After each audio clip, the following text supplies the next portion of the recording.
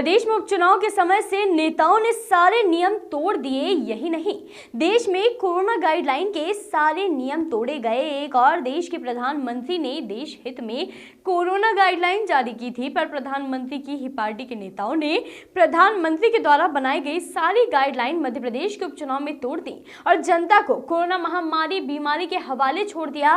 और मध्य प्रदेश उपचुनाव के बाद यह क्रम थमा नहीं है, बल्कि निरंतर जारी है। इंदौर सांसद शंकर लालवानी का देपालपुर में कोरोना मिलन देखने को मिला, जहां पर आम जनता कोरोना से हर तरह से परेशान है, पर भारतीय जनता पार्टी के सांसद शंकर लालवानी अपनी पार्टी को मजबूत करने के लिए भीड़ जुटाने में लगे हैं। देखा जाए तो मध्य प्रदेश में आम चुनाव को करीब 3 वर्ष शेष है, बल्कि भारतीय जनता पार्टी को वोट बैंक का लाभ दिलवाने के लिए भारतीय जनता पार्टी के ही सांसद अपनी ही पार्टी के द्वारा बनाई गई गाइडलाइन तोड़ते हुए भीड़ एकत्रित करने के पीछे नहीं हट रहे हैं।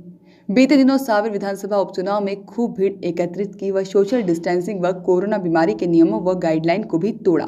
और यही नहीं, बल्कि आम जनता शादी समारोह व धार्मिक कार्यक्रमों से भी कोरोना महामारी के कारण वंचित है, पर भाजपा नेताओं द्वारा नियमों की धज्जियां उड़ाई जा रही है। क्या गाइडलाइन तोड़ने वाले भारतीय जनता पार्टी के नेताओं पर प्रशासन सख्ती से कार्रवाई करेगा, या फिर मुखबधिर व तमाशाबीन बनकर यह नजारा देखता रहेगा?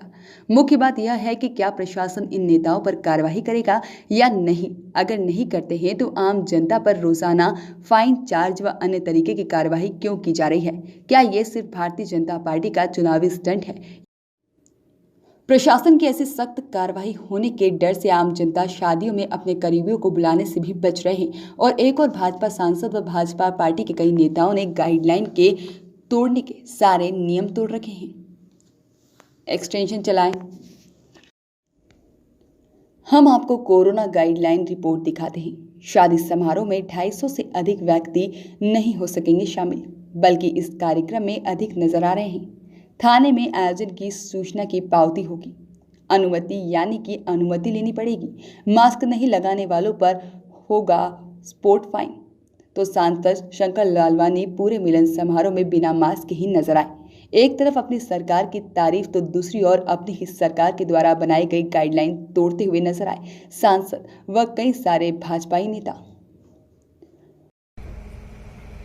और देश के इतिहास में पहली बार 2 महीने से ज्यादा लोकसभा चली, ये लोकसभा का इतिहास रहा है। और हम सब नए नए लोग थे और हमको लगता था कि हम पहली बार चुन के गए और शपथ हुई और लोकसभा चालू हो गई।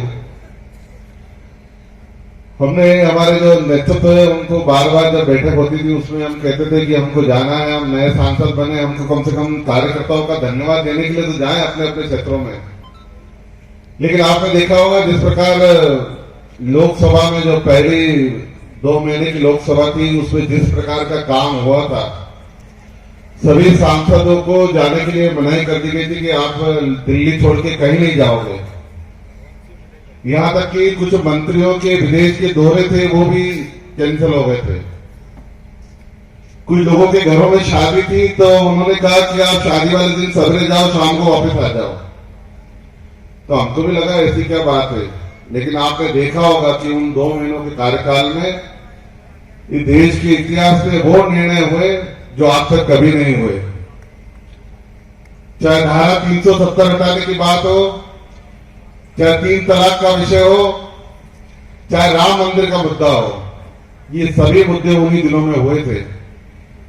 तो उसके कारण यहां आना नहीं हुआ। और उसके बाद जब आने का मौका मिला तब ये बात हुई थी कि बोनी हो रही है, कटाई हो रही है, वर्षा हो गई, तो इसके बाद चलेंगे। और उसके बाद हमने देखा कि किस प्रकार कोरोना का प्रकोप शुरू हुआ। और कोरोना में भी हमने देखा कि क्या स्थिति बनी। इंदौर पूरे देश में 2 नंबर पे था, 8 सीट पे सबसे ज्यादा मरीजों की संख्या में दूसरे नंबर पर इंदौर। वॉइस ऑफ राइट्स के लिए इंदौर से जीतू पटेल की रिपोर्ट।